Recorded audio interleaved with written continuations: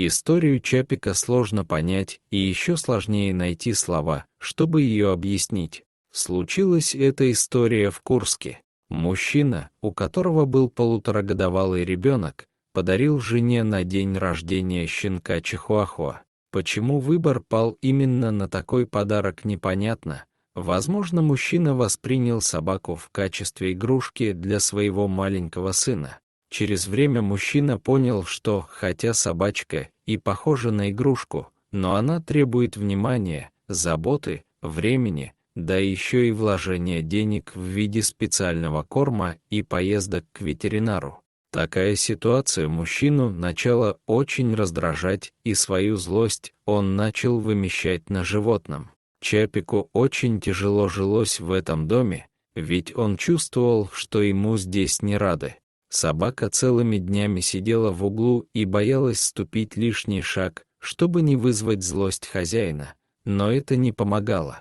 Едва Чапик попадался мужчине на глаза, он тут уже находил, за что его наказать. Песик жил в постоянном страхе и с ощущением, что он в этой семье лишний. Было видно, что собака чувствует себя ненужной и нелюбимой. В какой-то момент мужчина вышел из себя и потребовал, чтобы собаки в доме больше не было, угрожая в противном случае выбросить Чапика на улицу. Женщина обратилась к волонтерам, упрашивая их забрать собаку и найти для нее новый дом, пока не стало слишком поздно. Чапика забрали в дом, арендованный специально для животных. Первое время песик был очень растерян.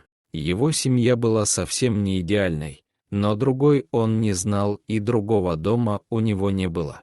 Вместе с собакой отдали только ее ветеринарный паспорт, но указанные в нем прививки были уже просрочены.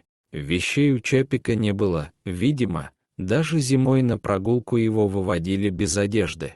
Влиться в коллектив, где уже были десятки самых разных собак, для Чапика оказалось сложной задачей. Первое время он очень нервничал, боялся других животных, постоянно ждал проблем и даже метил стены. Остальные собаки словно поняли, что Чапику нужно время, и старались лишний раз его не трогать, поэтому постепенно он привык к окружающей обстановке. Чапик оказался ласковым и добрым животным, он очень любит играть с людьми, сидеть на ручках. Не особо пес любит кошек, но его бурчание в свою сторону кошки также воспринимают не всерьез. Прошло немного времени, и Чапик освоился в новом доме, он стал гораздо веселее и общительнее, больше не прячется под диваном, а весело играет с другими животными.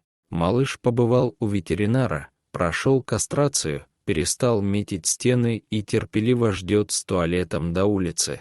Малютка даже немного подрос и набрал вес. Дорогие зрители, если вам понравилось это видео, то ставьте лайк и подписывайтесь на наш канал. До свидания.